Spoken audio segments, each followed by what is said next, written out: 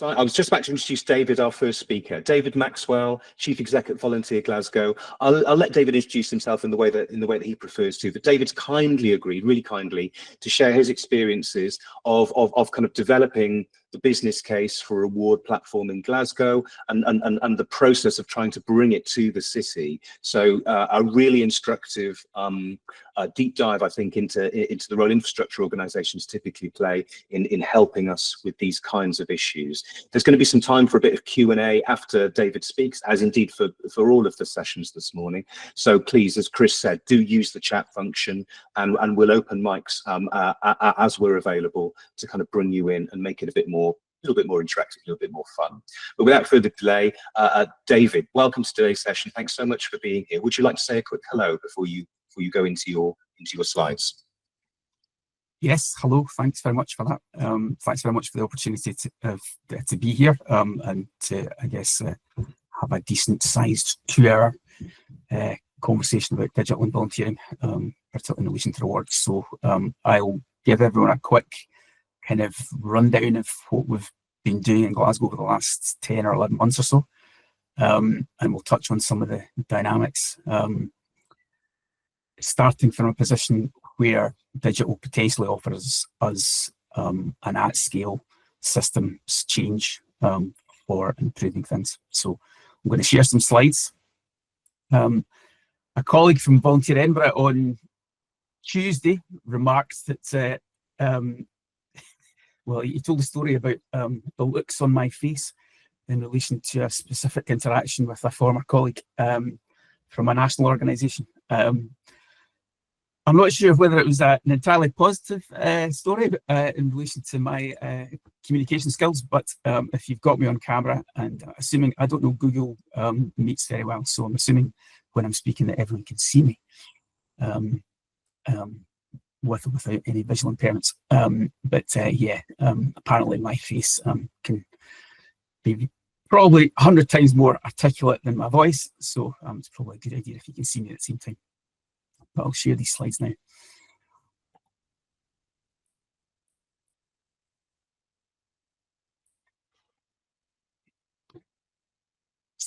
I'll also try and keep an eye on the chat, so if you fancy putting a question in the chat, it might give me an opportunity to answer the question at the right point in these few slides that I've got.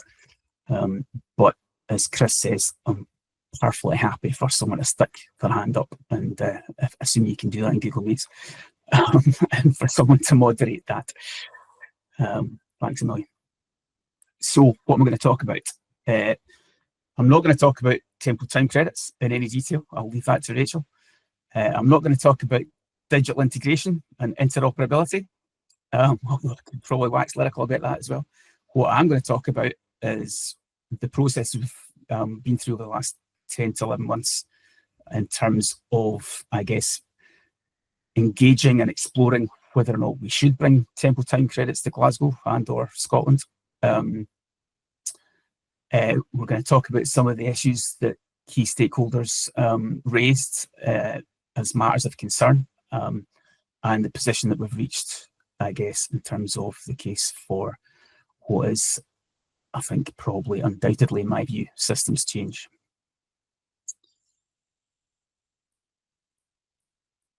I should probably say that there was an interesting post from a colleague in Scotland yesterday on LinkedIn, Zara Hedges, who's doing some national work with a huge panel of young people very effectively. And she posted on LinkedIn yesterday that systems change processes. A colleague had suggested that the process had been,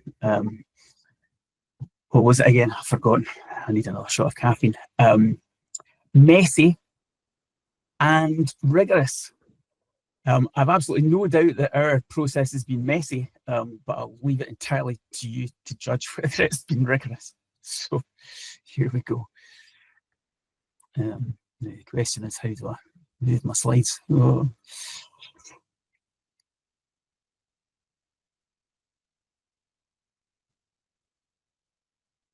So the starting position very much last October, when we first got key partners and stakeholders in a small room at what was formerly the Scottish Youth Theatre at the Boardwalk in Glasgow. was, I guess, summarised on your screen just now. So in common with the rest of the UK, we've seen an overall, I guess, decline in volunteering. Folk elsewhere have characterised that as a crisis. I probably wouldn't go that far, but certainly key sectors in particular have suffered, and key populations, I guess, have shown particular declines. So although it's not a, it's clearly a complex picture, but nevertheless, the population stats really show a significant decline. In the city in particular, but I guess elements across Scotland, we've got persistent inequalities in volunteering participation. We've clearly got issues around health and wellbeing, poverty, cost of living, mental health and wellbeing crises. And we posed the question, well, if time credits work in England and Wales, why not here?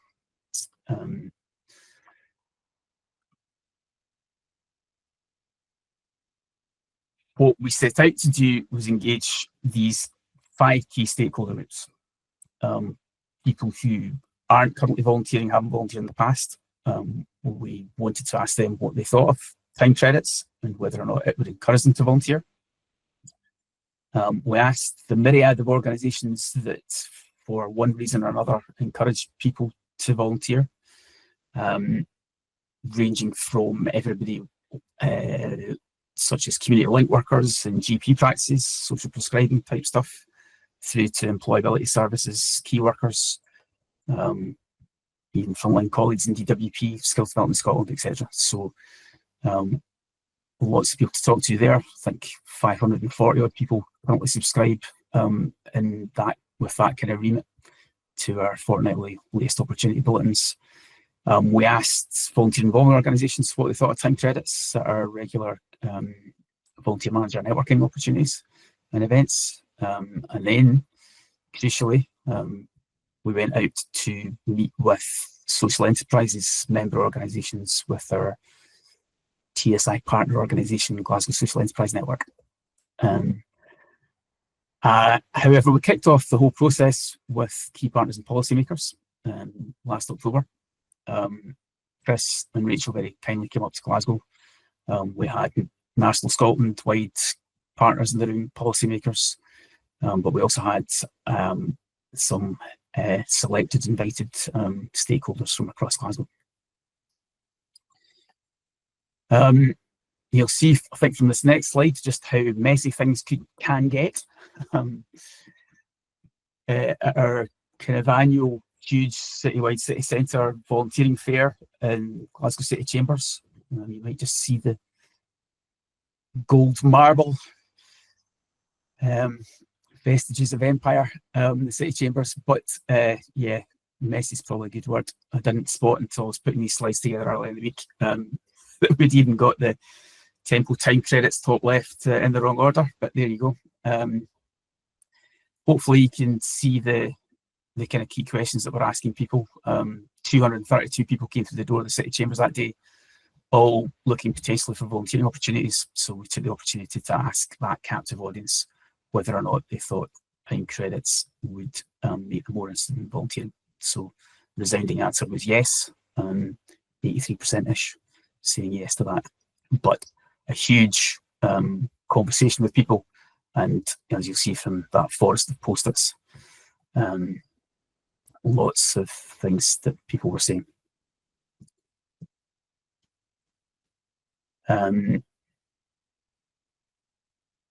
Languages, fascinating stuff. Really interested in some of the language that's come up in relation to this event. Chris posting on LinkedIn that the speakers today know their onions. Anyway, so we've got in Scotland this thing called Scottish Trade Unions Congress and Volunteer Scotland jointly authored volunteering charter, 10 principles designed to, I guess, assure legitimacy of volunteering, but also to avoid exploitation. So it's very much something that's, I guess, been refreshed in the context of local authority service cuts in particular in Scotland, where Communities are faced with loss of service along the lines of things like community libraries, and communities faced with some tough decisions about how they do things, how they might sustain services in very different service delivery models.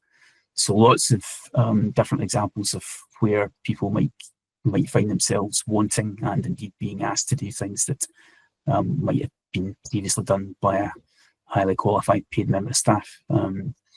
So huge currency with that charter at the moment and over the last couple of years in particular. But it's something that's been, I guess, around in its initial guise since the late noughties. So two of those 10 principles are something that I guess people were asking about, and they're on your screen now. No financial rewards for volunteering, and people volunteering should not be used to generate private profit. And as those of you that have seen what I've been up to for the past 15 years, you'll know that a huge amount of time has been logged in our timesheets working with Poverty Leadership Panel partners in Glasgow and nationally, seeking clarity from the DWP and indeed improvements in their rules on volunteering for claimants. Glasgow's been a Home Office asylum seeker dispersal city for the last 25 years. So huge amounts of work also in terms of what New Scots can do before and after getting a decision on refugee status in relation to volunteering. So some questions were asked there, and indeed around tax. Some of the conclusions then in terms of where we've arrived 10 or 11 months later. Examples of similar kind of reward schemes. In Scotland for the last 15, 20 years, we've had digital Young Scot cards for young people across the country, and a programme whereby young people, Young Scot card holders can gain points through a whole range of activities, including volunteering, for which they can then claim rewards, much in the same way as you can redeem temple time credits at a huge range of different possible options. On the back of some of those key charter principles, STUC, Volunteer Scotland Charter Principles, what we're proposing to do is test credit redemptions on a not-for-profit basis only. So we've got a clear, I guess, active audience amongst social enterprises, asset locked, to be able to redeem credits through those. And in terms of instigating a development process to establish a huge menu of credit redemption options in Glasgow, we've got that captive audience of Glasgow Social Enterprise Network members, 320 odd at the moment, I think, and counting, with whom we spoke to over the last 10 months.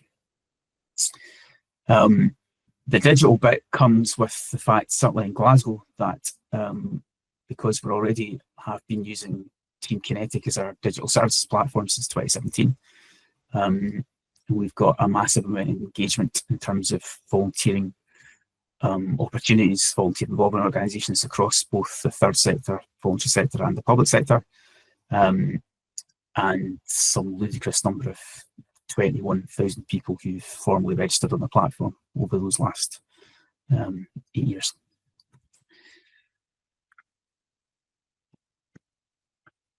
What did people say when we talked to them and asked them those questions? I've already indicated that the non-volunteers are that huge volunteering fair. In the deepest, darkest depths of a Glasgow winter in January, 83% said they would be more interested in volunteering if time credits were available. 100% of the volunteer managers that we spoke to in networking events wanted to offer time credits on the basis that they thought it would help them recruit and retain, and indeed to make their volunteering teams more inclusive.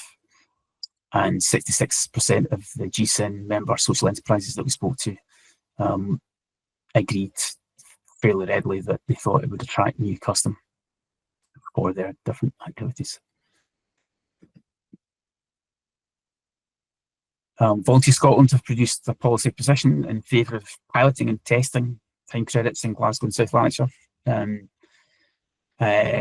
on the basis of those kind of principled pushback items I threw in front of you earlier, a few slides ago.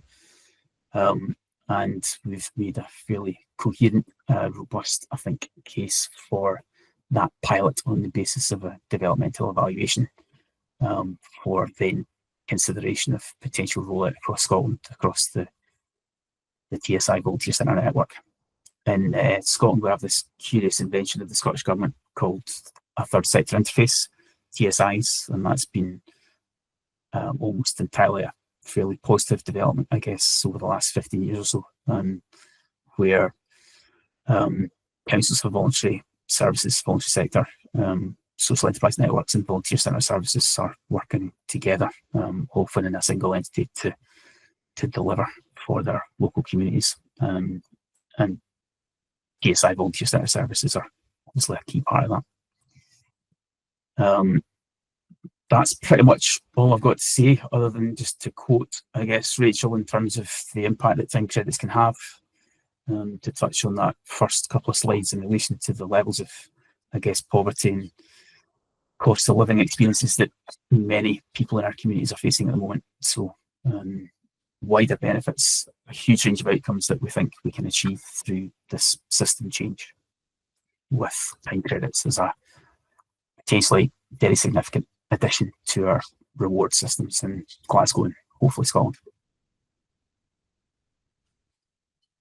And I'll come out of that and stop sharing and take as many questions as you can possibly throw at me. Lovely. David, thanks so much. Really interesting hearing about the journey that you've been on in Glasgow, trying to bring this and the different stages that you've been through in making the argument, I guess. There's probably quite a lot of questions that we could go into with you around some of those stages. I've certainly got some, and I think some are starting to appear in the chat. But before we do in that, could you perhaps just kind of give us a little bit of an update as to where you are in that pilot at the moment? What kind of stage are we at in Glasgow right now, and what's next? So we kind of completed our stakeholder engagement processes probably by about the end of April. So we've done all the work on that. I mean, very much on the basis that we've got a million other things to do just to do the day job. So we completed that at the end of April, and indeed Volunteer Scotland updated their policy position paper on it at the end of April. So since April, what we've been doing is essentially trying to identify sources of funding for the development work. So we've been doing that, and we recently have pitched to the UK fund at the lottery just a stage 1 idea proposal. So that's very much on the basis of a 6-year budget. Yeah. For Test the Change in Glasgow and South Lanarkshire, which is our most rural of our neighbouring surrounding local authority areas next to Glasgow. It stretches as far south as Dumfries and Galloway, the neighbouring local authority area on the border. So we're testing a couple of things.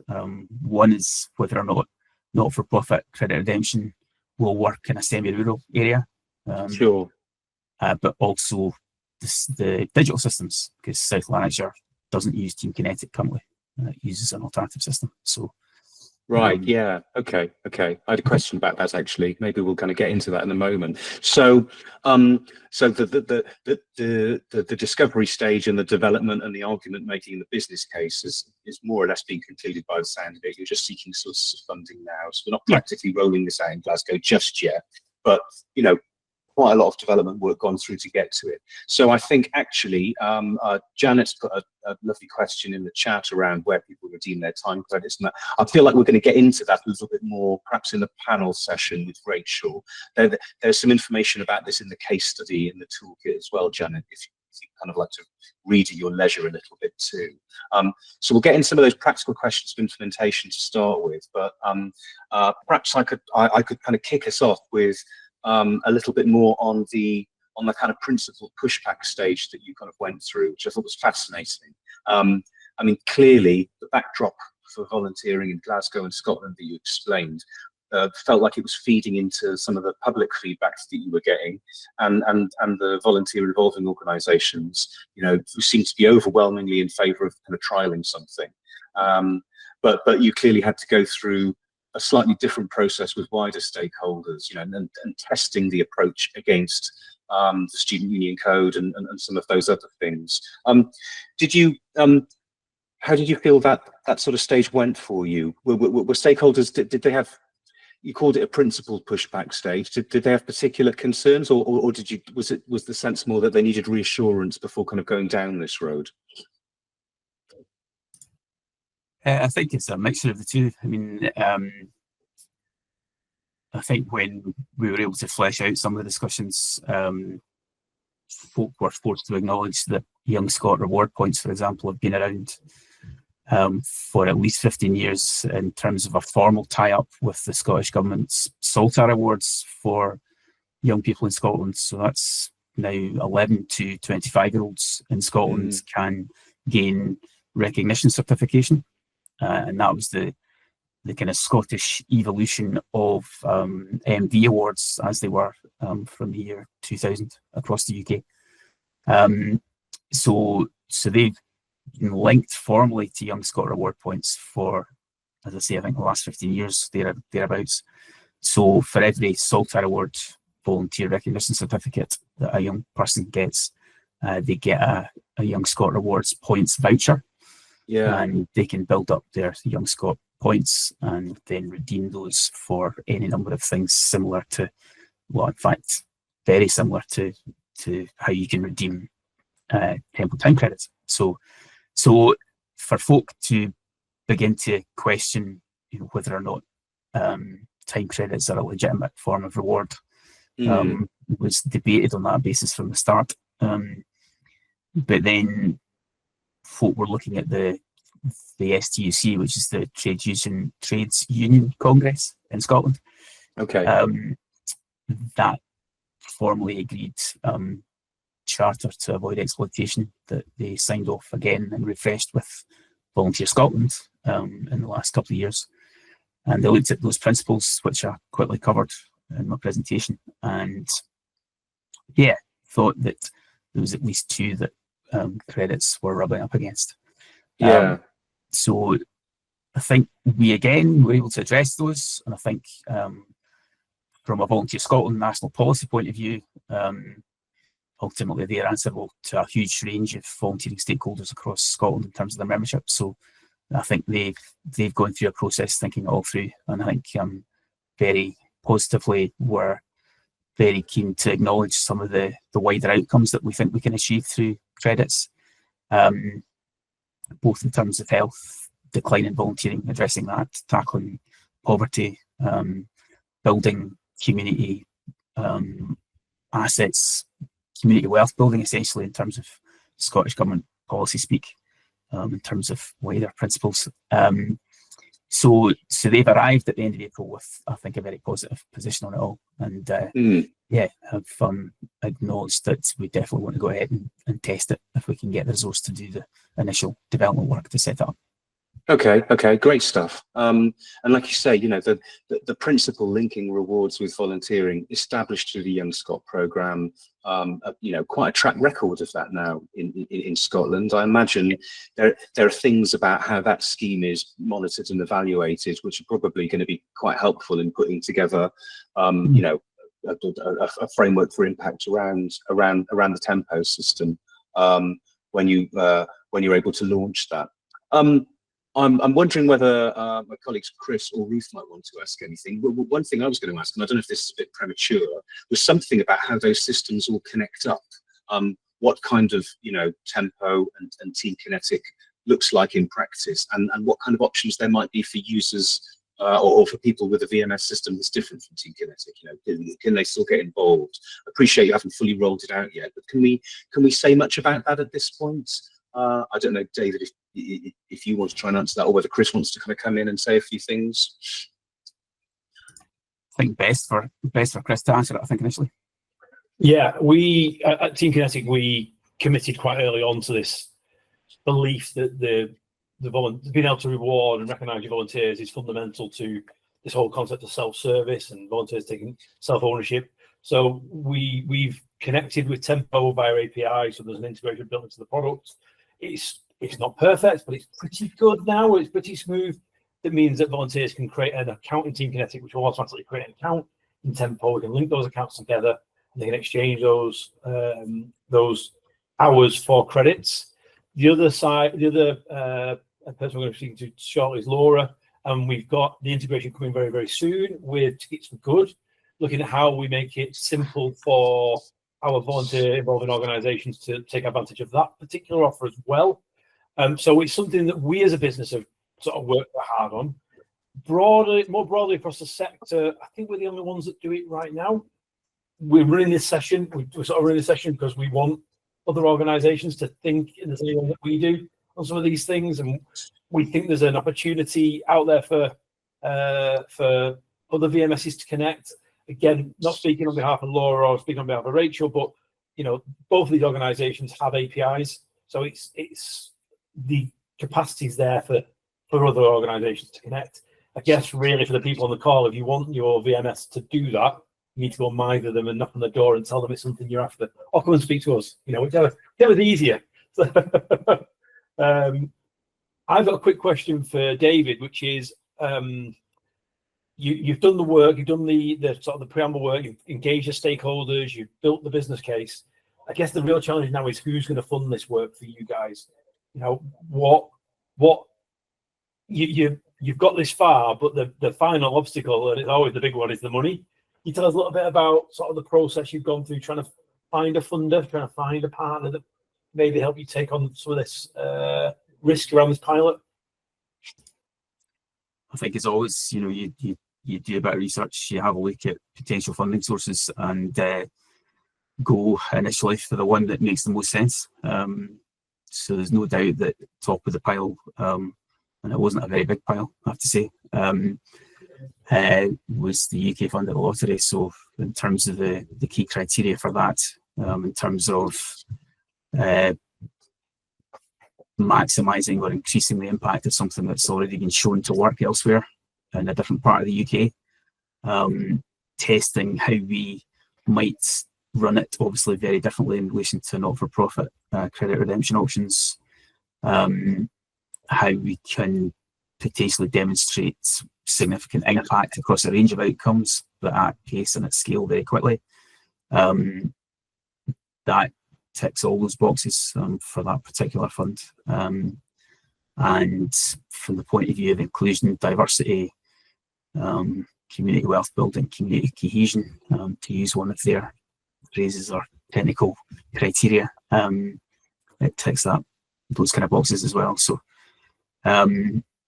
we'll see what we think, and hopefully know within a few weeks as to whether or not we're taking that one any further to a stage 2 application. We've built in initial costs to the proposed budget for a rollout across Scotland. We've built in a budget for that UK-wide learning element that fund is particularly keen and interested on, that we absolutely want to do. So yeah, if it comes off, hopefully all those elements, I think the case is well made, but we'll wait and see. If that doesn't come off, then to be honest, we're a bit back to the drawing board. We've got some less well-fitting funds that we've identified, but nothing like the UK funded lottery in terms of the scale. Sure.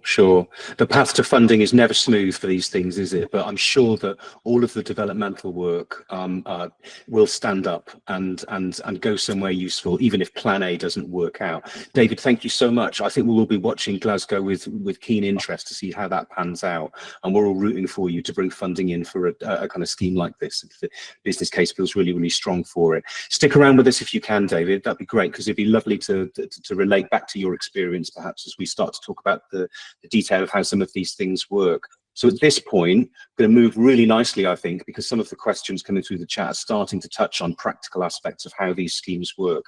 So I'm going to hand over to my colleague Ruth now, who's going to take us into our panel session with Rachel and Rachel, actually. There you go. Thanks, Ruth. And Laura. Hello. Thank you. Thanks, David. That was really, really interesting. So I'm going to invite Rachel Gegeshidze from Tempo, we've heard a lot about that already, and Laura Harmer from Ticket to Good to join us on a panel. I'm going to ask a few questions of you, and then we'll be coming over to you to ask those questions that you really want answered. And I'm sure contact details will be shared, so you'll be able to have that opportunity more widely to explore anything really specific to you. So thank you and welcome. I'm going to ask you both to introduce yourselves, tell us a bit about your organisations, and then get in with the question that was coming up anyway. And thank you for sharing some of those principal pushbacks. How would you start addressing those concerns that they might be coming up from volunteer managers about people getting stuff for volunteering? Some of the purists might not feel comfortable in that. So how would you address that? So I'm going to come to Laura first. Laura, introduce yourself and how would you address those concerns? Amazing. Hi, I'm Laura. I'm the Community Partnerships Lead at Tickets for Good, which essentially means I manage a lot of our relationships with NHS trusts, charities, teaching trusts, and more recently, people who manage volunteers. The company it filled a gap a while back when our CEO sort of saw that there were loads of events that weren't selling enough tickets, but there was also a huge community that were very deserving of those. So they kind of married up those two problems, and were able to secure lots of tickets that can go to people like working charities. And it's just got bigger and bigger over the years. We now have over 570,000 members, and that's worldwide, predominantly in the UK. So we have bases in the US, Netherlands, and more recently Belgium, but the majority of our activity is in the UK. We have tickets for all manner of things, from festivals, concerts, theatre, sport, attractions, anything that we can get a partnership with, we will get on the platform. We have some sort of regular tickets that go on our base. So I know that in Sheffield, that's where we're based, we have a comedy club, and they always give us tickets because they just like that it goes to the local community. But then we also work with some bigger partners, so big stadium partners, who will often give us tickets, particularly closer to the date of the show, and they can be huge savings. I know that we had Scissor last year, which sort of went completely crazy on our customer service. So many people were interested, and it's great getting big names like that. Robbie Williams is I think he's our biggest investor now, so he always gives us tickets. Sometimes he'll give us thousands, and he's just obsessed with it, which is really nice to see. And then in terms of how people, in terms of them getting stuff, I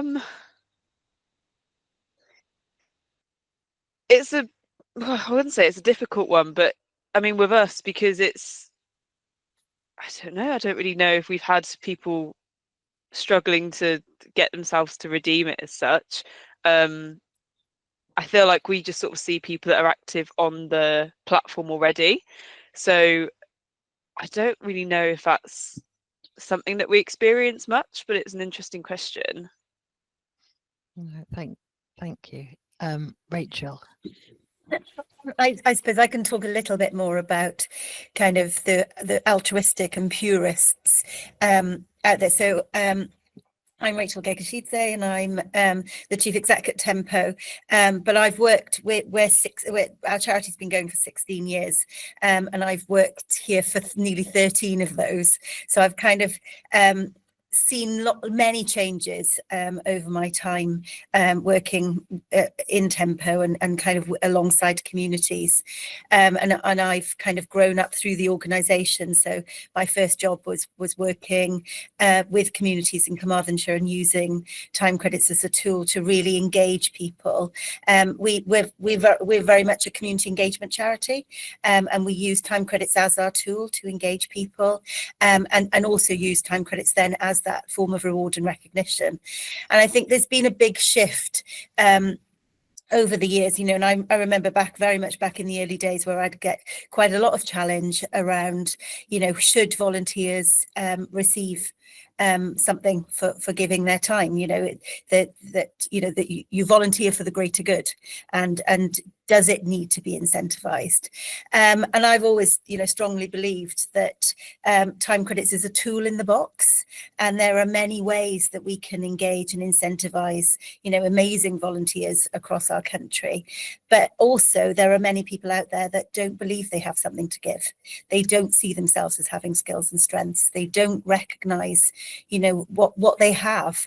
And time credits can be a really, really useful tool in opening up that conversation and really supporting people to recognize that they have something to give. So a lot of our work often is around embedding time credits in services and in communities as a real tool for people to have those kind of assets-based conversations and support people on that journey. And that's the conversation I tend to have with people when I have pushback, and I talk to them about the actual benefits that we see and actually people see as a result of recognizing that they have got something to contribute.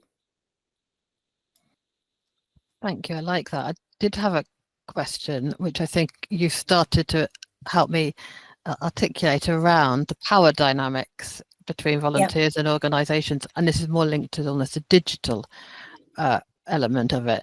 So does digital recognition shift some of the power dynamics between a formal organisation or a group you're giving time for and the volunteers? It sounded as though it was beginning to in your example. Rachel, do you want to say something more about that? And then Laura as well. Interestingly, we've been on a digital journey ourselves as well. So, for many years, we had a paper-based currency. So when somebody gave their time, they earned a physical time credit. Looked and felt very much like a euro. So it felt like a piece of money, I suppose.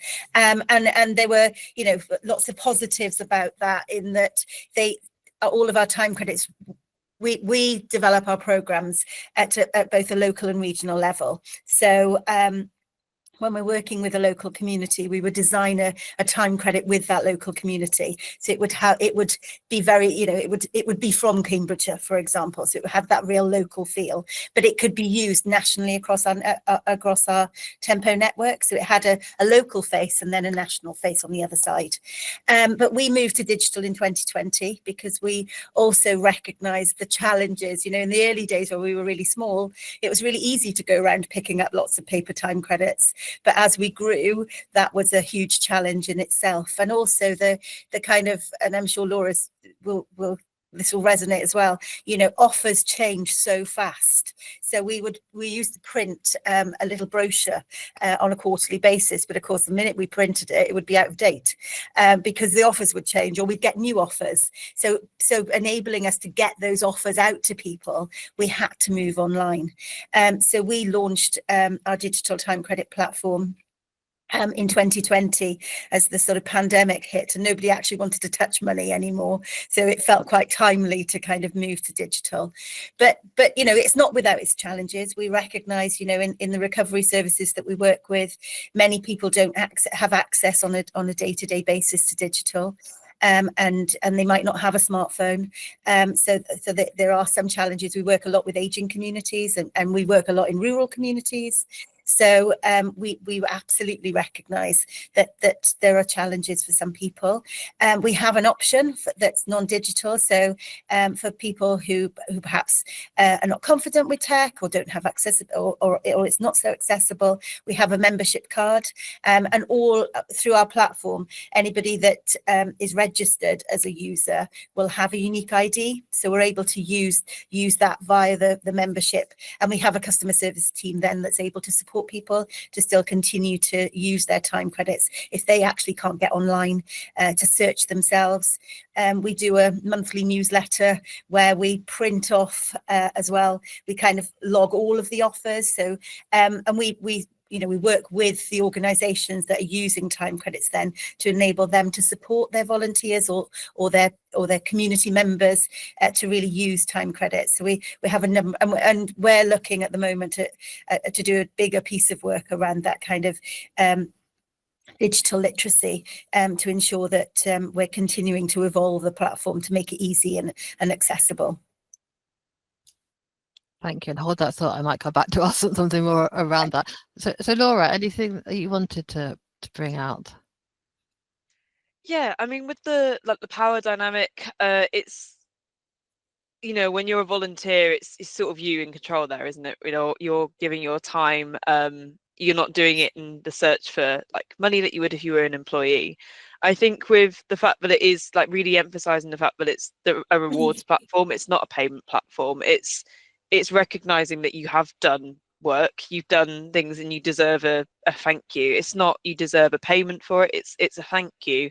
And I know that when I worked so I previously worked in a students' union in their volunteering department, and anyone that sort of come into contact with students' unions will know that they've got absolutely no money nowadays, which means they've got no means for recognising and rewarding students and things like that.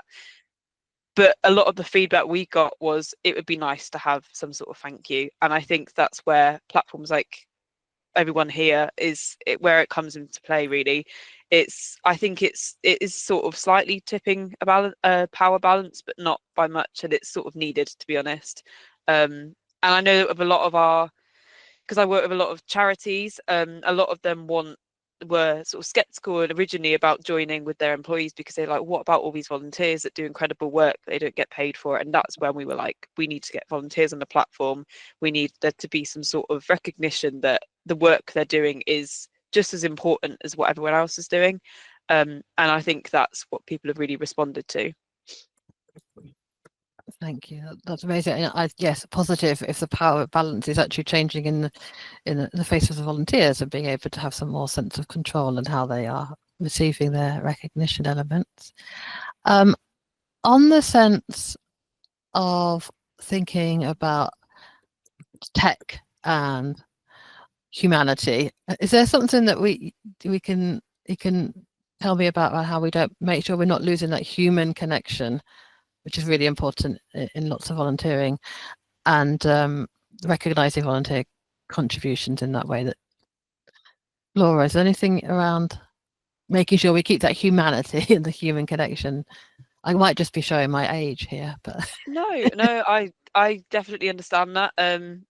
I mean, my brain went to AI and like chatbots and things like that. But I think like with something that we're really keen to push all the time is the fact that a lot of these rewards, particularly with us, they can be enjoyed by teams. We put a massive emphasis on the well-being benefits of going to like live events and attractions and things like that with members of your team or friends and family. And we think that like I'm really encouraging teams to try and encourage like outings as a group. So we'll get like, we've got some tickets on there for like £1, like £1.95 I think is our lowest booking fee. And they might be something that you wouldn't normally go to, but it's a chance for those teams to get together. We work with one project called Gig Buddies, and that is where volunteers go with an adult with additional needs to a gig, a comedy night, a sporting event, and they've really enjoyed having us on the platform, because it's helped keep their costs down, but also it's really built that connection between the volunteers and the people that they're working with. But additionally, you know, if the volunteers want to go and do something with other volunteers as well and build up a network, that's something that they've been able to do. But I think, yeah, emphasizing that is really important. Thank you. That's lovely. You're getting lots of hearts coming up for that. Rachel, anything you want to add on that? Yeah, absolutely. When we talk to volunteer managers, we talk about, you know, time credits being something that you give as a thank you. So it's about reinforcing that relationship with your volunteers, and similar to Laura, you know, really encouraging people going out together, using time credits to support your kind of team building days with your volunteers.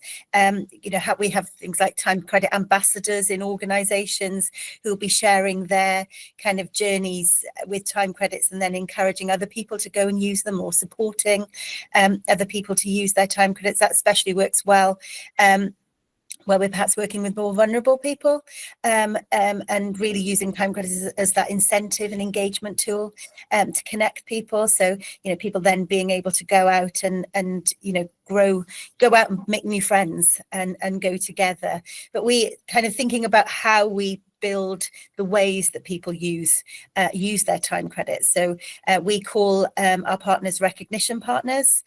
So whether that's a gym or a theatre or a bowling alley, or we also partner with Tickets for Good. So our volunteers are able to access all the incredible offers through Tickets for Good as well. But we also support people to create ways that people can use time credits, to create ways that people can use their time credits in their local community. So it can be, you know, the craft group that's in the village hall, or the coffee morning in the sheltered housing scheme. It's about kind of creating lots and lots of different ways that people can redeem their time credits at a local level, that then also begins to address things like loneliness and isolation, and building more cohesive communities. So really kind of building that sense of community that our volunteer involving organisations then sit within.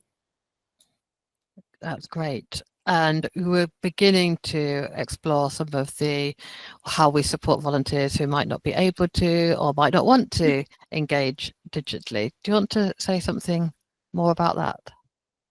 Will you just repeat? Sorry, Yeah, I was reading no. question at the time in the chat, and I missed that then. It was around looking at digital inclusion. Really, you started talking about that earlier. Some people may not be able to. Some people may not want to access reward and recognition elements digitally. Can you say something more about what you offer?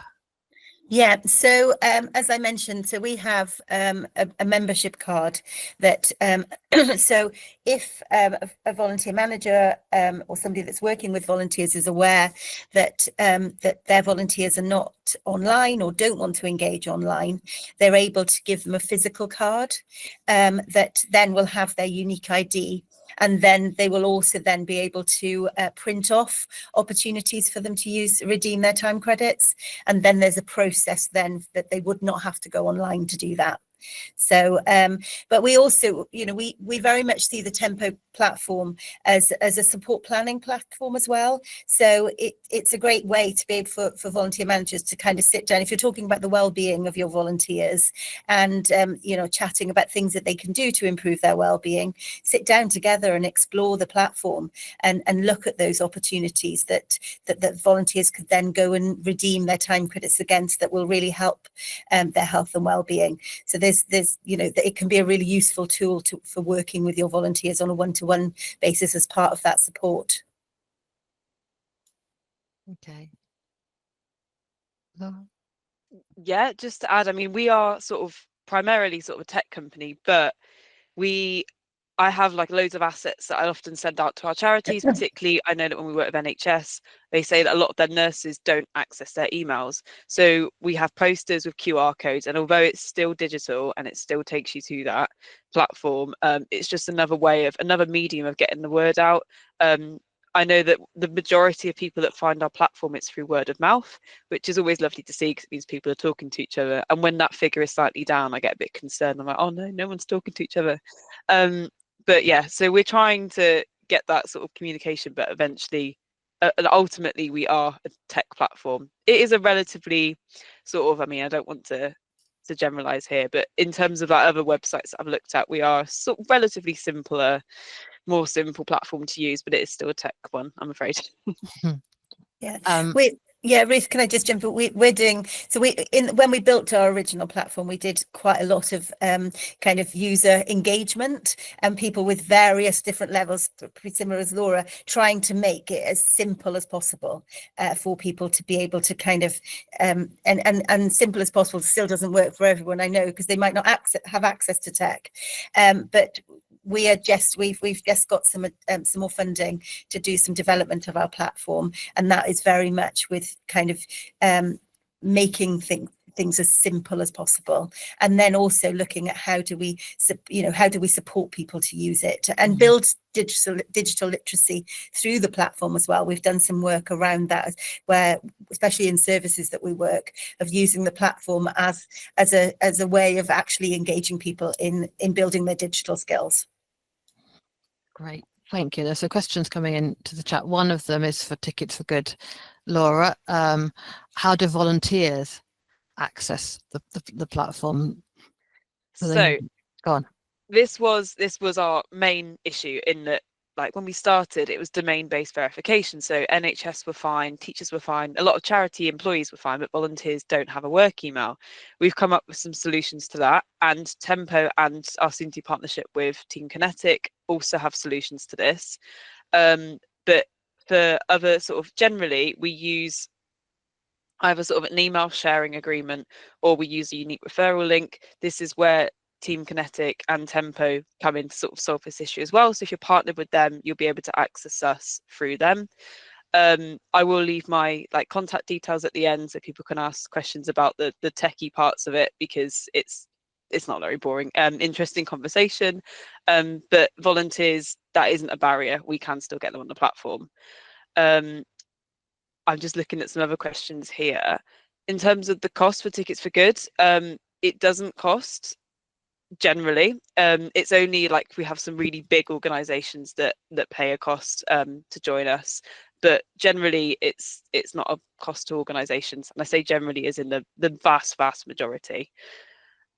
Yeah. Thank you. Did you want to say anything about the cost? It was aimed at both of you, Rachel. Yeah, so it would, for us, it would depend where you're based. So across Wales, we work nationally across Wales, funded by Welsh Government. So for any organisation to work with us in Wales, there's no cost to them. And in England, if we have a programme in that area, it often won't cost organisations to be involved in that area. So it's just worth chatting to us, and we can kind of explore where you're based and then how you might fit into one of those programmes. Great, thank you. And Chris, you've raised your hand, but before you come in and ask a question, there is a question for you or Team Kinetic. Is your platform linked up to Tickets for Good as it is for Tempo? Or if not, are you working on that? Pretty much that's what I was about to say. Oh, we perfect. are currently working on integration with Tickets for Good, and we're hoping that we can announce that at our conference in a couple of weeks' time, and that'll be up and running. And Tempo is already there. Tempo's a little bit trickier because it requires us to have a program in the area. We've got 6 or 7 examples now where that's the case, and we're working with Tempo on the Manchester and the Glasgow bid. But we're keen for any of the people that are on the call today that are interested in the Tempo offer to sort of support that process of putting together an offer for their area, maybe a consortium of people that are going to support the offer. So yeah, we support both. Tickets for Good is about to come. Tempo's already there. And in terms of cost, we don't charge at Team Kinetic to enable those connections. So you can enable the Tickets for Good connection, you can enable the Tempo connection at no charge whatsoever. Okay, that's reassuring. And Janet asked something around how is it challenging to sign up for Tickets for Good. It looks like she had good responses from your team, so hopefully not. But yeah, just to add, it can look a little bit like there's a small print. It's like if you don't see a volunteer organisation here. I'm on the other end of those forms, so I can check this straight after as well, because it's me that goes through it all. perfect. One of the things I'm really interested in, but I'm also mindful of time. I saw you put in the chat, Rachel, about co-designing and co-developing things with volunteers. So before we do move on to the next, are you happy to say something about what you're doing? And then Laura, any thoughts around how you might be able to explore co-designing? Yeah, absolutely. So most of our programs are delivered at a local and regional level. So so when we're kind of designing a program and at different points, as that program progresses, we will meet with people who are going to be earning time credits and receiving time credits to actually talk to them about where is it that they would like to redeem those time credits. So we build that recognition network very much through engagement with the communities that are going to be using them. So and that also helps with, and also that helps us often because people often have connections in their community. Mm-hmm. So actually talking to people about who do you know and who's out there, we can often get those warm introductions to build those relationships with local partners. Great, Thank you. And anything, Laura, on that code developing question? Yeah, I mean, what I would say about like our work with like Tempo and things like that is that although we have the rewards, it's Tempo that, you know, if you want to create incentives for volunteers to maybe do a few more hours and things like that, that's where people like Tempo come in, because they've got the capacity to sort of allow those on, but other volunteers not. I mean, what we don't want is people that have volunteered once and then getting access to tickets for good, because I mean, everyone doesn't really want that either, because organizations, it doesn't create the reward and recognition scheme that they want. Also, our supply partners, you know, if they don't want that either. They want people that are actually doing the good work to get the reward. But yeah, that's what I want to add, really. No, that's great. Thank you. That was really interesting, and I think we could probably have a whole big conversation, and it's great to have heard from both of you. So thank you so much. Thank you for the questions that were coming through in the chat. I'm going to hand over to Chris now to introduce our final speaker. Thank you, Ruth. And we're on to the home stretch, and I'd like to take the opportunity to welcome Kim Donahue, who's an independent consultant. She's going to talk about her recent research, which is reducing and removing the digital barriers for disabled volunteers. Have I said that right, Kim? I hope I got that right there. Thanks. Don't worry about it, Chris. Reading the screen and looking at another screen is I know. I'll do a little bit my of little monkey brain, unfortunately. So that's fine. Thank you for inviting me today. It's a real pleasure to be here. I will just a very small warning. I've got a poorly injured dog with me at the moment. I know, really sad face, and so I hope there won't be background noise. But if there is, just rest assured, he's well looked after. Sorry about that. And I'm going to share my screen. Let me just do that. And hopefully you will all be able to see that. Can everybody see the screen and hear me okay? Yeah. Brilliant. Okay, great. So yeah, as Chris said, I'm an independent consultant. I was also a volunteer manager for many years in the US. And back in 2022, I led a team of researchers on a project called Volunteering Together, Inclusive Volunteering and Disabled People, that was funded by Spirit of 2012. You may have seen that. I've also done quite a lot of work on time well spent, particularly around diversity. But that work actually led me to be part of the dissemination team for another piece of research called DigitVol. I'd be really interested to know if any of you have seen or heard of any of this. But that DigitVol research was led by Dega Camarada from Salford University, who's professor in work and well-being at the School of Health and Society and director of the Research Center for Inclusive Society. So this is not my research, actually. I wanted to share with you some of the findings from that research, but I can't take any credit for the research myself, just to be clear. And so what I want to do is give you a little bit of a summary of that research, which I think is really interesting based on what you're interested in here and what you've been talking about. And then some of the suggestions and recommendations. And I'm going to show you a really short video towards the end. And then I think we'll have lots of time for questions and discussion, because I'd really like to hear from everyone in terms of what kinds of good practice are you already doing in this area, and where are the challenges for you. So I think we'll have plenty of time to do that. So just to reiterate then, the purpose really of my sort of the next 20 minutes is really to share information and guidance with you from this recent DigitVol research, looking at how disabled adults access and use mobile technologies, how their digital inclusion or exclusion affect their participation in both online and offline voluntary work, and just help to really equip you all, and I'm sure you're all already very good at this, but maybe give you some additional ideas for how to enhance digital accessibility and inclusion within your own organizations. So that's kind of what I'm going to be doing. So just a little bit about the research.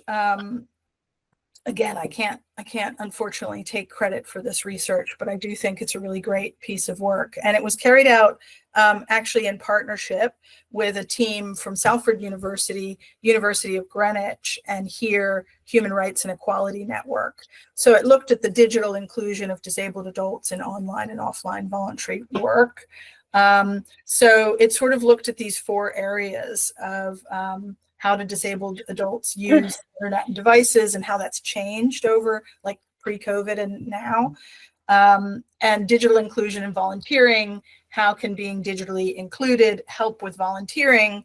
They also looked a bit around employment and well-being as well. And then just what are some of the barriers for people around this? And what stops people from joining in essentially, and what enables people? What are some of the practical steps? So yeah.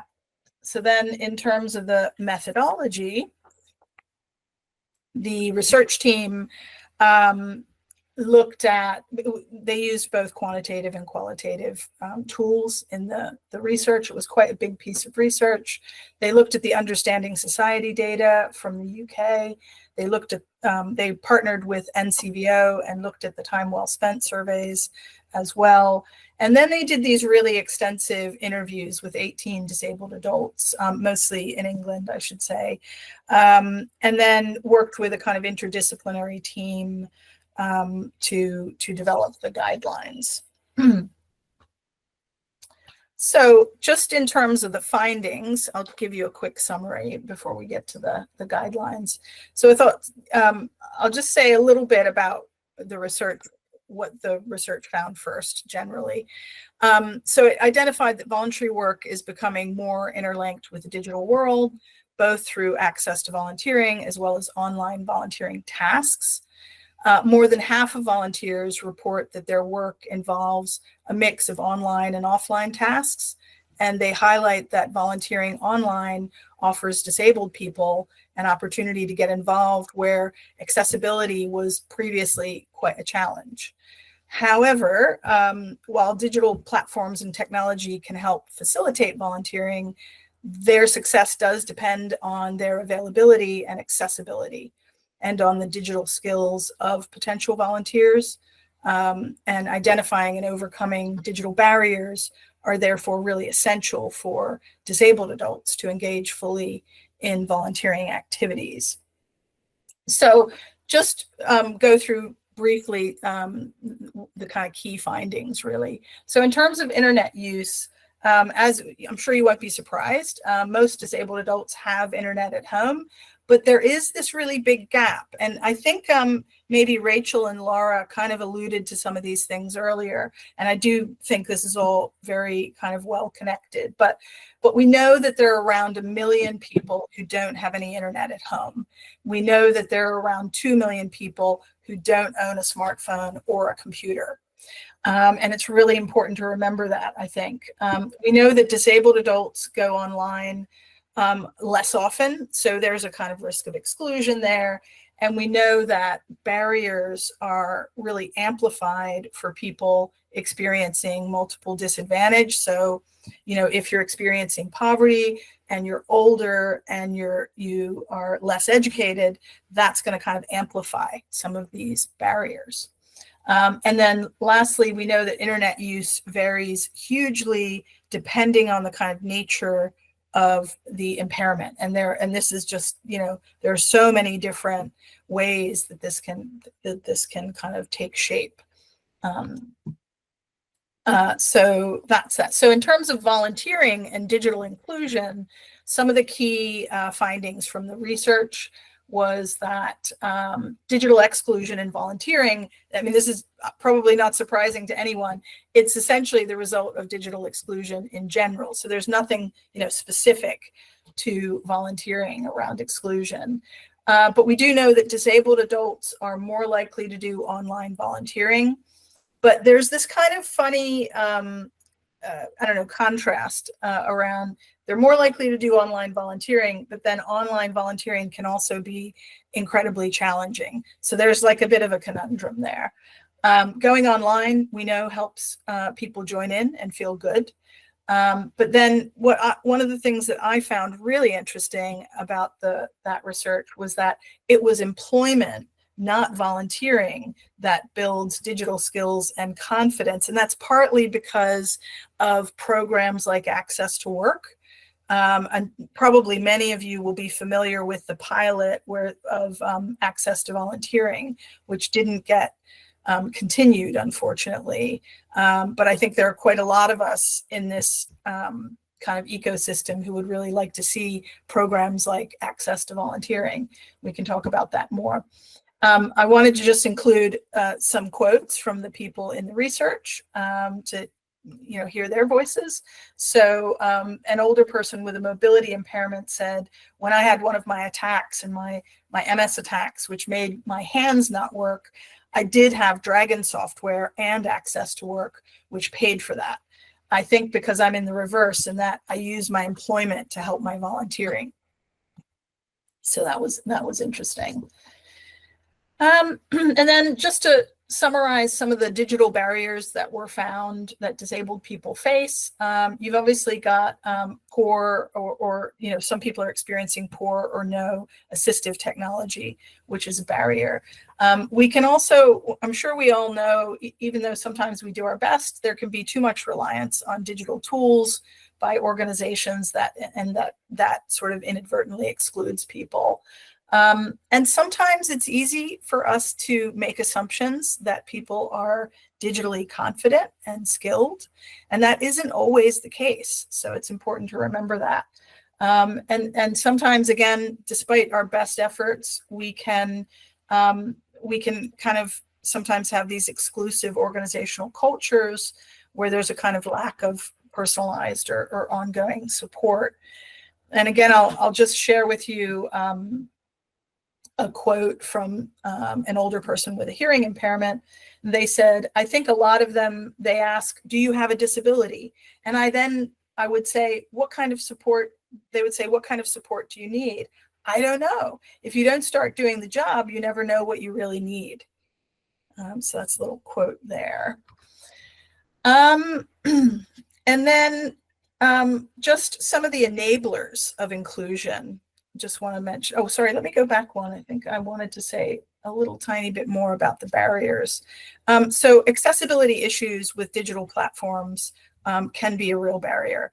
The lack of digital skills or confidence, especially among people with cognitive or sensory impairments, is a real barrier.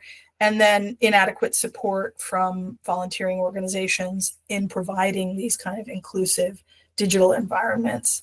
And then lastly, just on the barriers, financial constraints are, of course, a barrier that can limit access to devices or reliable internet, or some people may have all the devices, but not have any data. They might not be able to afford the data. So we need to kind of keep these things in mind. So enablers, what can help? So I'm going to say a little bit more in a minute about some of the policy and campaigning side, but working together and campaigning for digital inclusion of disabled people in all areas of life, not just volunteering, is really important enabler. Using some of these practical strategies that we'll talk about across the volunteering journey. And probably one of the most important messages that I have today is focusing on people, taking a people-centered approach and not just focusing on the technology.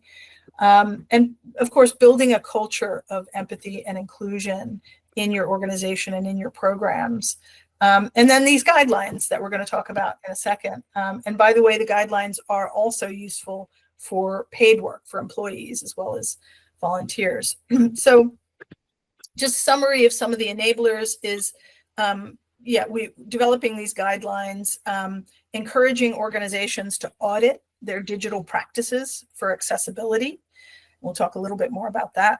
Promoting policy changes to support digital equity for disabled volunteers, like Access to Volunteering, and fostering cross-sector collaboration, which we've seen some examples, great examples of today. But fostering cross-sector collaboration to address systemic barriers and collaboration with allies is really important. So just going to say a little bit about why these guidelines have been developed. So the DigitVol project offers a comprehensive set of recommendations for organizations to improve digital inclusion for disabled volunteers. The guidelines are grounded in principles of social capital and also in the social model of disability. The purpose of the guidelines is to support and promote digital inclusion for disabled adults within voluntary sector organizations, recognizing a wide range of impairments, including physical, mental, intellectual, and sensory disabilities. And the guidelines cover different stages of the volunteer journey. So some organizations may already have quite a lot of these strategies in place, reflecting some of your efforts to enhance digital inclusion, which is great. Other organizations may only be at the beginning of this journey. It's not realistic to expect that all of you or every organization will implement every one of these strategies or suggestions from the outset. Everyone should really assess what is feasible and reasonable within your own context. You may have already identified priority areas and adopted some of these strategies. And so, your starting points may all be different. My key message, I think, is to begin that journey, and that even small steps can lead to significant change. So we're really focused here on complementing the good practices that you already have and you're already doing, of which I know there are many, taking this sort of one step at a time approach. And then we're going to look at 4 key stages of the volunteering journey. And then the way the guidelines have been written is that they look at the challenges and then potential solutions in each stage of that journey. So I'm just going to give you a little bit about the guidelines. So I'm going to summarize some of the key points. I should have probably said earlier that the full research report with all of the detail is available, and I think will be sent to you as follow-up. So if you want to really, if you're that person that likes to get into the detail and the data, it's all in there. And then secondly, we have just the guidelines as a PDF document. So if you just want to see the kind of key guidelines, you'll have that as well. And again, these are structured across the volunteer journey. So the first stage is about preparing for recruitment. So of course, I'm sure you know that we need to be able to attract potential disabled volunteers and ensure that they can access relevant information to make informed decisions about volunteering opportunities.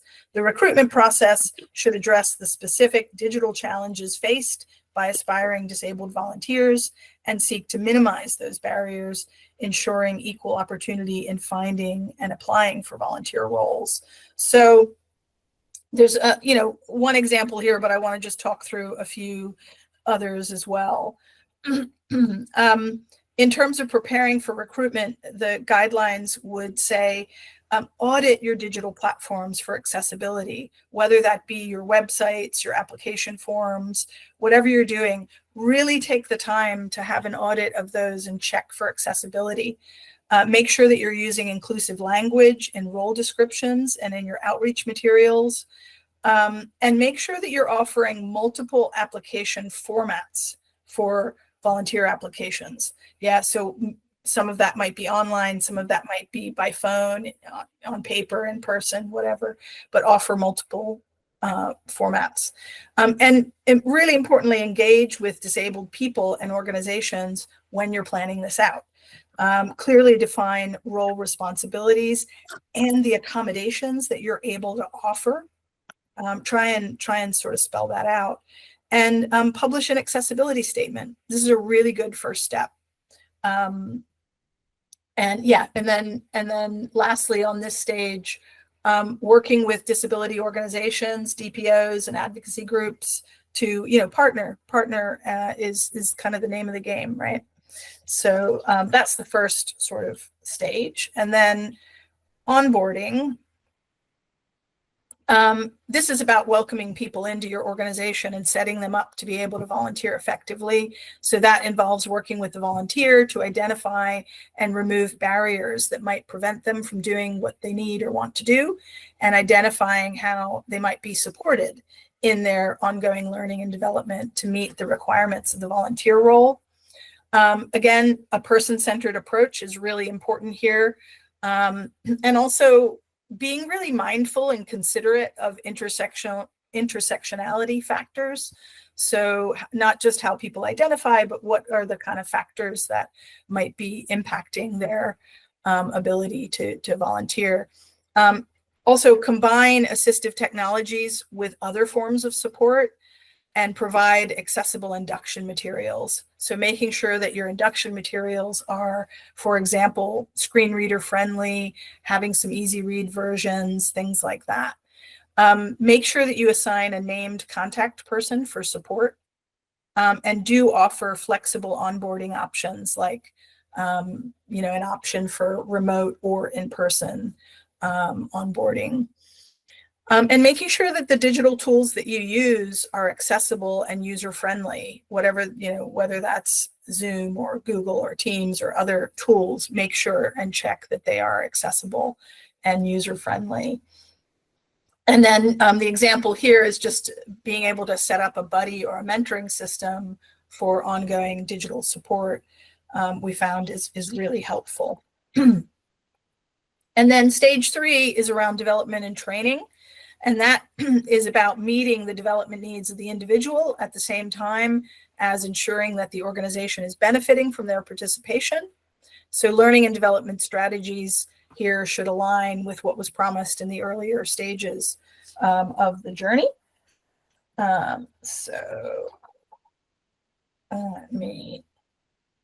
So just some examples here. How do we keep improving? The main message here is about involving disabled volunteers in the feedback, design, and testing of your digital tools, but also offering tailored digital skills training to people, providing training on assistive technologies to all volunteers, not just disabled volunteers, delivering training in multiple formats. So making sure you've got lots of different options, whether that's video, written, live sessions, etc. Allowing extra time for learning digital tools is also really important, and encouraging that sort of peer support, buddying, mentoring, we found is really helpful. And then regularly reviewing the accessibility of your training platforms and content, and make sure you have these kind of regular feedback mechanisms, ideally with disabled volunteers. And then the last section is around retention and exit. So this stage is about ensuring that the disabled volunteer is integrated into the organization, able to perform effectively in their role, and achieving their own objectives and aspirations of volunteering. Should the time come for them to move on, it's of course important to ensure that their feedback is gathered to inform future practice. So some of the ideas here are around providing ongoing digital support and check-ins with people, recognizing and celebrating the contributions of volunteers in inclusive ways. I know that's the theme of today, and we can focus on that in our discussion if you like. Offering networking and community building opportunities online. Offering exit interviews in accessible formats to gather that feedback, and using that feedback to improve future digital inclusion practices. And then just how do we make sure we keep communication inclusive? Well, knowing what devices and tools that your volunteers are using so that you can tailor support to them is really, really important. And then just a few general tips before I move on. Involving disabled people in that kind of co-design of digital systems is just so important. Appointing a digital inclusion champion, if possible, within your organization is great. Ensuring that your budgets include accessibility costs, whether that's for software or training or things like that. And then just make sure that you're staying up to date on assistive technologies and best practices, because this is like a constantly changing field, right? Not easy to stay up on that. And then lastly, just a sort of a call to action that I mentioned before.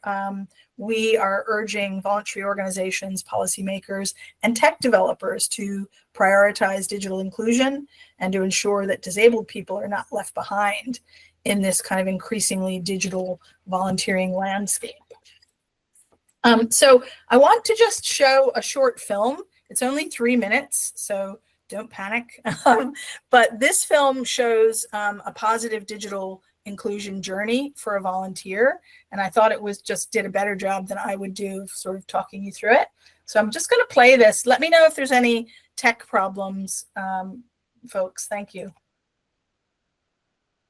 I never thought I'd be able to volunteer again after my accident left me with limited mobility. Technology felt like another barrier, especially with my anxiety and declining eyesight, until I found an organisation that changed everything. From my first visit to their website, I knew this place was different. Their accessibility statement caught my eye immediately. The statement explained how accessible their volunteering was for disabled people. They didn't just say they were inclusive, they showed it. Every piece of information was available in multiple formats, and I was actively invited to ask questions and discuss digital support needs from day one. The onboarding process surprised me even more. My volunteer coordinator at Reed didn't make assumptions. Instead, he asked me directly, what tools would help you succeed here, Mel? We talked honestly about which devices I used at home and what additional support might help. I told her I might not know what helps until I start volunteering, and she assured me that's fine, promising to check in regularly about my technological needs. It wasn't just about ticking boxes. I genuinely wanted to understand how technology could work for me, not against me. Over the past year, the personalised approach has made all the difference. When my conditions flare up or worsen and affects my ability to use certain devices, the team adapts quickly. For example, when a particularly severe anxiety spell made navigating new volunteering tasks, such as transitioning to a new social media platform, overwhelming, the team paired me with an experienced volunteer buddy for support. We use regular catch-ups face-to-face to discuss the challenges and the wins I've had too. I connect with other volunteers who share similar experiences, and we're creating a supportive network for others to turn to for advice. But what truly sets my organisation apart from others is their commitment to helping me get on. I now feel so comfortable connecting with other volunteers using a range of communication channels that suit my personal needs. Video calls, messaging apps, and in-person meetings, that I've developed new digital skills at my own pace. It's important to remember that digital inclusion isn't just about technology. It's about building confidence and community, and sometimes solutions are not digital. For example, adjusting my volunteer workspace to accommodate my prosthetic leg helped me stay online longer and more comfortably. Being part of an organisation that understands that digital technology should empower, not exclude, has helped me feel valued, and I now know that I have more skills and capabilities than I gave myself credit for. If you're leading a volunteer organisation, you can take time to transform your digital practices. Start with one change, whether that's publishing an accessibility statement or reviewing your communication methods. That single step could be the beginning of someone's successful volunteer journey, just like it was for me. There you go. Again, sadly, I can't take any credit for that video, but I do think it's great. And so I think what I would like to do is just invite any questions or comments, but more importantly, if you have any kind of good practice that you would like to share, particularly around rewards and recognition in this area, or particular challenges that you are experiencing, I think might be a good time to just sort of discuss that. So I think I'll stop sharing now, Chris. Is that the best thing to do? That's great, Kim. Thank you. I really enjoyed that session because there's a couple of things in there that I really like. This idea that empathy is at the heart of sort of an organization's approach to how they deal with accessibility. This idea that, you know, it's small steps and it's a journey that you're on, not a destination you ever get to, because there is such an array of requirements and disabilities out there and needs that can be addressed, and that individual aspect to each, you know, the human aspect of each individual interaction with a volunteer is really at the heart of this. And it's not necessarily a one-size-fits-all solution, but a series of small improvements you can make to what you offer your service, which it can be quite overwhelming for volunteer managers, I think, when they see that, because they feel like, where do I even start? I feel what this sort of work does is presents almost like a checklist of things you can start to think about and do and work towards, which is really nice. I was just thinking, while we've got Rachel and Laura on the call, though, maybe it's worth asking those guys, because they are working in this reward and recognition space, what they do around inclusion and accessibility in terms of the offers that they have and the way their tech works. Rachel, if you're first on my screen, so if you'd like to kick us off.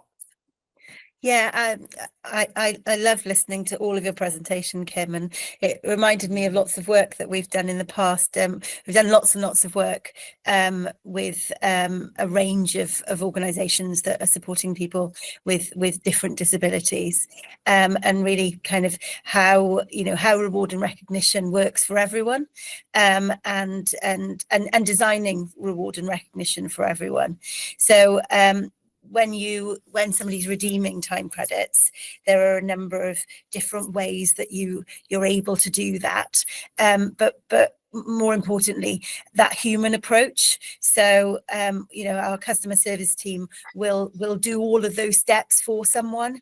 So if somebody doesn't feel confident to do it for themselves, we have a small team of people that's able to support that. But we also talk to volunteer managers and really kind of work with them to ensure that they're not just issuing time credits to people, that they're also looking at how they support volunteers who perhaps might need a little bit of additional support to kind of to utilize them or to build their confidence. Sometimes it's just that hand holding for the first few times that makes all of the difference, and you build somebody's confidence then to do it for themselves. So we really kind of invest time in ensuring people kind of understand the process and how they can support people to use time credits, whether it's through working with us to do that, or that their volunteer manager is able to do that. And I mentioned earlier the kind of buddy system we have with Time Credit Champions, also kind of supporting people to be buddies in organisations, and having peer support to support people to maybe to kind of book a ticket themselves, or actually to go along with someone for that first experience. And we work with our recognition partners that carers can go free, that you don't have to use your additional time credits to pay for somebody else to go with you. But also, when you earn time credits, you can use them for other people, and you can also gift them. So we see lots of people taking friends and family with them as well, and to do that kind of support to go and use things for the first time. Laura, you mentioned your buddying offer. Obviously, you guys are sort of an intermediary between the events and the recipients of the tickets. So I guess how do you play your sort of part in making it as inclusive and as accessible as possible? Yeah. So I had this conversation with some people yesterday, actually. So again, I want to hype up our customer service team, like Rachel did. They are a small team, but they're absolutely fantastic, and they're the nicest people, and they're always very happy to help. I know that's what they're supposed to be doing, but that is what they enjoy doing. So some of our tickets as well, you might purchase sort of like the voucher to redeem on a third-party site, and what we're really careful to do is not to push you basically onto somebody else. So our customer service team will basically stay with you and make sure you're sorted out without having to pass you on to various people, because it's a nightmare as well. It's a nightmare if you don't have additional accessibility needs, but if you do, it's even worse. So that's a big thing that we're really hot on. In terms of like going with other people, you can usually purchase at least one other ticket, if not more than that. It only tends to be for ones with as limited tickets where you can purchase an extra one. If you have additional needs in terms of where your tickets need to be, that's something you can get in touch with our customer service team about. We do our absolute best to try and get those additional tickets, but if not, it's completely transparent. You can ask those questions before you book the tickets, so that you're not, if you need a ramp, that you're not on a seat with no access and it's like really steep stairs or anything like that. So again, it's just our customer service team are very geared up on it all trained and everything. So yeah. Brilliant. And I guess I'd like to put it out to the audience, because like I said, we wanted to get your thoughts and your feedback. Is there anybody that would be comfortable, confident to sort of talk of an example from their their practice, their volunteer management world of somewhere they've used reward recognition and made it more accessible to their audience? Has anybody got any examples, any practical examples that we're big fans of this community sharing what they know and what they've experienced. So it does feel confident that they could sort of share some examples. Love that. No? Not very shy.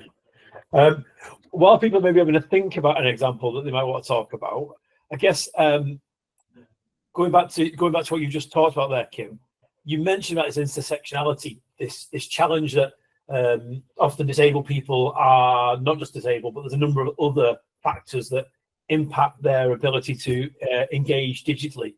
I was wondering, is any sort of suggestions that you mentioned about the challenge around, often the economic challenge.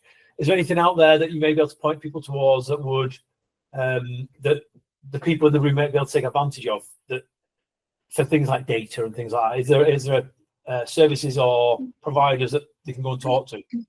There are some really great, organizations and partners that I've seen. I mean, for example, one of the areas that I'm working with in East London, they've set up a community router. So, look, I'm not a tech person, so so you'll have to excuse me on this. But what I do know is that they've made essentially like data and internet available for people that don't have it, for people that are homeless, for people that, all sorts of people in the area, which has particularly helped some of the volunteers that I've worked with there, be able to gain access. So there have been some really great tools there. I mean, some of you might have, even better examples, but I guess I would also just say, don't forget just about taking this kind of person-centered approach. And sometimes I think as volunteer managers, we get a bit worried about, like, we don't know everything, we don't have all the right stuff, but it's really just about talking to individuals about what their needs are, right? And how you can help them engage, fully and be, in there. So I would encourage everybody to remember the basics, but to also think about, and you all probably have way better examples than I do of some of these kind of tech partners and tech partnerships that have allowed better access for people. Kim, I'd like to say a massive thank you for presenting the research, even though you can't take all the credit for it. We're just about coming to the end of the session. If people do have questions, there is a little bit of time left. Whilst I'm sort of closing, if you want to pop your hand up, we're more than happy to deal with any questions, or you can hang around at the end. We've got a few minutes, like I say, and the speakers will hang on if anybody has any particular questions. We'll also be sharing contact information for people. I guess to close, what we'd like to say is a massive thank you for your attending. We're really keen to understand what you guys want to know about, what you guys want to hear about, what you guys want to learn about. We've got some ideas of things that accompany the toolkit that we built, a sort of a natural step on from the toolkit. But if you've got ideas, you've got things, you've got topics that you want to talk about as a community, we want to facilitate and enable that. So pop them in the chat here, send us an email directly to or get in contact via the Digital and Volunteering website. If you've not already been to the website and checked out all the amazing content and all the amazing information that's on there, Alex will be popping that link into the chat. Make sure you've come and registered. Make sure you've joined. You can join as an individual to the community, as just a volunteer manager that's got an interest in this stuff. But you can also link your organization to the community as well. So there's an opportunity to be a partner, an opportunity to be a member. You can be both. We want you to be both. So please do sign up. We want to grow this community. We want it to become a really effective voice on a whole range of topics where digital and volunteering cross over. If you're not in the Google group, again, we've got a little Google group where we've got little bits of conversations going on. We can get you in that Google group. Again, just register to join the community. We want to hear from you, and we want to get that conversation going. We want to get as many people involved in that conversation as we possibly can. Ruth mentioned that, and Gethyn both mentioned at the start, we are working on a training offer as we speak. So there'll be an announcement coming really soon. Our next session will be in January. title to be confirmed. Gethyn, have we got a title? Have we got a topic area for the next one? It's going to be about the future, isn't it, Chris? It's going to be very future focused. You can guess. Yeah. Two little vowels pushed together. Quite popular right now. What might it be? Wait and see. Watch this space. Yeah, something. Hey, something. Maybe, I don't know. Hey up, I think it's called. Yeah. Yeah. Hey up, from where I'm from the world. So yeah, please sign up for the next session. It's brilliant that we've got a bit of momentum and you guys have all joined us. Massive thank you to all the speakers that have shared their information, shared their knowledge with us today. So thank you to you guys. For anybody that's not a Team Kinetic customer, we have got the Team Kinetic conference coming up in a couple of weeks. Again, Alex, we're popping the link in there. You can always come to our website and book your tickets there. We'd love to see you at that event. We'd love to see you in January. Thanks for all the comments in the comment box, and we'll speak to you all soon. Thanks a lot. Take care. Bye-bye.